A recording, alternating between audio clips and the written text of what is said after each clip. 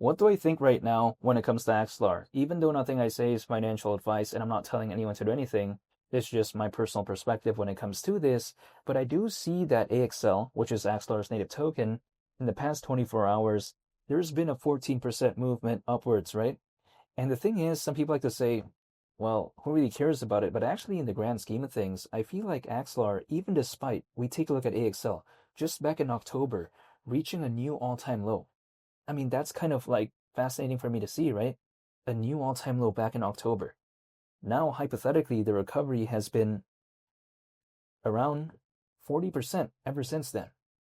In which case, I mean, it really isn't that significant in the grand scheme of things, considering how, if we take a look at it basically, ever since, you know, March of 2024, we've been pretty much just seeing something like AXL just have a massive pullback. But in the grand scheme of things, you know what? Personally, for me, when I saw that AXL had a new all-time low, my just kind of perspective was, sure, I mean, it's not such a good feeling considering how I was holding AXL before that. But since my kind of hypothetical sort of thing is dollar cost averaging, and if I see something recently reach a new all-time low, I'm not saying it's that recent because it's back in October. It's not something I would necessarily complain about. But the thing is this, people like to say, how would we know if, let's say, something reached an all-time low and that is actually the hypothetical low? Personally, for me, I will not be able to know that because how can I? I feel like the only way I would be able to know something is actually at the quote-unquote sort of hypothetical bottom is after some time has passed by, right? Like, for instance, the only reason I would know that a dollar when it comes to Bitcoin seems like very kind of difficult for it to ever go back there is because it's now literally over 80 grand. You know what I mean? That's how I would know. But at that time, how would I know? That's the way to take a look at it. It's like, for instance, AXL back in October, sure, it was a new all-time low, but how would I know that it can't hypothetically go any lower? There would be no way. I would just have to wait until right now. You know what I mean? I'd have to wait until some time has passed by. Now, in theory, could it reach those levels again? I mean, I can't control this, but I'm saying the thing is, if let's say that was the hypothetical kind of low for this cycle, assuming that is maybe the case, I would only know after some time has passed by. And that is why I never try to find the perfect time. I will never be able to. That's the thing. Now, personally, what am I doing? I'm not telling anyone to do anything, but personally, I'm just dollar cost averaging once a month. No more, no less than that. Just literally dollar cost averaging once a month. That's it. Because I'll never be able to know what's going to happen. So if I don't know what's going to happen, why would I worry about things that are beyond my control? I'm just going to control myself, and that's the way to take a look at it. Now, even AXL currently, despite the recovery, $2, AXL is still around 16 and a half times lower than that. So it's still kind of, still down by a lot in the grand scheme of things. But actually, at the hypothetical idea of $2, market cap considering current circulating supply is around 2 billion. It doesn't seem like that is sort of this thing that's never been reached before. I mean, there's even projects out there with, I think, way less kind of revolutionary fundamentals. We've seen them even right now, or should I say we are seeing them as of right now with a market cap that is way higher than that. And I don't think it's even an altcoin season currently, but this is just my take on this. I don't know if that seems like such an outlandish market cap personally in my perspective. Now, the thing is this as well. When it comes to Axelar, people like to say to me, right? They say, oh, it kind of feels like a watered down version of Polkadot and all this. I mean,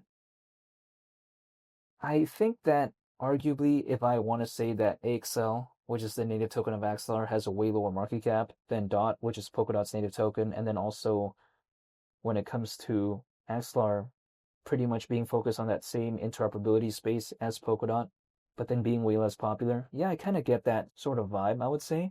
But then at the same time, Axelar, personally for me, I kind of find it pretty unique nonetheless because it kind of reminds me of Polkadot, but then just with a way lower market cap. That's the way to take a look at it. Now, why do I still hold DOT, which is Polkadot's native token? Well, it's because I kind of use that as more of a, I guess, established player within this space of interoperability. But then at the same time, I also do still want to hold something like AXL just because the market cap is way lower. But then also to a certain extent, if I take a look at something like Cosmos, it is also something that I'm holding as well. But then the thing is, AXL market cap is way lower than Atom, which is Cosmos' native token. But then the thing is, Polkadot, its native token called DOT, has a way bigger market cap than something like Atom. So yeah, I believe in Cosmos, Polkadot, and as well as Axelar. But even besides that point, I'm not telling anyone to do anything. But the thing is, Axelar having that focus on interoperability, sometimes you like to tell me no one really cares about that. But the thing is, if a project is literally trying to connect blockchains together, why would that be something that I would be concerned about? It's actually not something I would be concerned about, considering how it seems like there's more blockchains popping up. And also on top of that, it also seems like some blockchains out there do need to have interoperability. So why would that be such a bad thing? Being able to connect blockchains together, I think it's actually pretty cool. But that's just my perception when it comes to this, because there's even currently over, 50 blockchains connected with Axelar. I've seen something like, historically, I would say Moonbeam, something like Say, something like Cosmos, which actually I just talked about, but I'm saying something like the BNB chain, Base. We take a look at Arbitrum, Ethereum, and many others. So yeah, that's just kind of my point of view. Not to mention, I've seen historical partnerships when it comes to something like Axelar with Microsoft. So yeah, just overall, I am still a fan of, kind of this interoperability space, because I feel like it's not the most interesting out there, but I do find it pretty cool nonetheless, because there's not that many players when it comes to this that are that popular. But that's just my point of view. My point of view is that when it comes to a project, right? If let's say it has a pullback, I don't know if in some cases it's going to stay that way forever. It's a little bit different, I guess, in the world of apparel in some instances. Like, for instance, this flannel shirt that I have. The moment I opened it, or should I say the moment I unboxed it, right? And the moment I used it and all this type of stuff, it's depreciated. You know what I mean? But let's say we take a look at Bitcoin. Let's say there's a pullback and all this type of stuff. Is it going to hypothetically depreciate forever or stay at that level forever? I mean, it functions a little bit differently than a t-shirt. You know what I mean? Like this flannel, there's no flannel season. There's no altcoin season. I'm not going to be able to get what I got for this back. That's the way to take a look at it. Or let me rephrase that to make it a little bit more simple. I'm never going to be able to get what I got for this. You know what I mean? So the thing is, within this space, it doesn't function in some cases like a t-shirt, right? Or let's say there is a pullback, is it going to stay that way forever? In some instances, sometimes that might not necessarily be the case.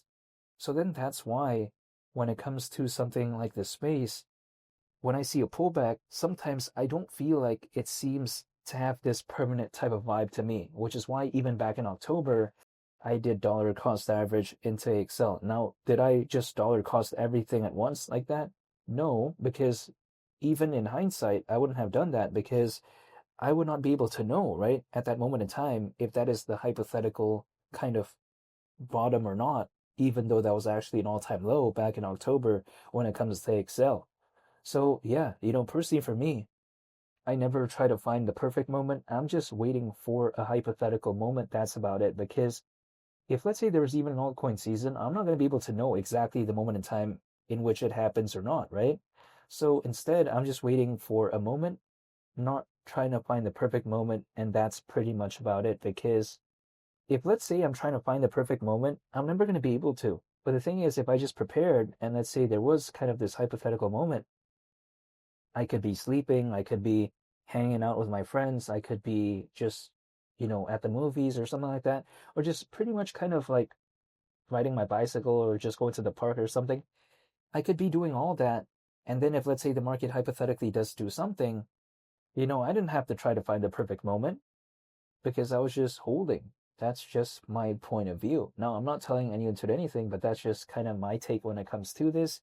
And I'm just still staying patient because I am still a fan of projects that are focused on interoperability, even though there's actually not that many. I think they're that popular, but I'm just saying, even despite, right, AXL having a current market cap of around 130 million, like just because there hasn't been that many established players within this interoperability space, it's still arguably, I think, top 5 in terms of popularity. Even I think actually top 3, because what really other projects do I think about other than Polkadot and Cosmos. So then when I take a look at Axelar having that aspect of trying to connect blockchains together, it kind of gives me the vibe of like Polkadot. However, only time will tell. I'm not telling you into anything. This is just my personal perspective.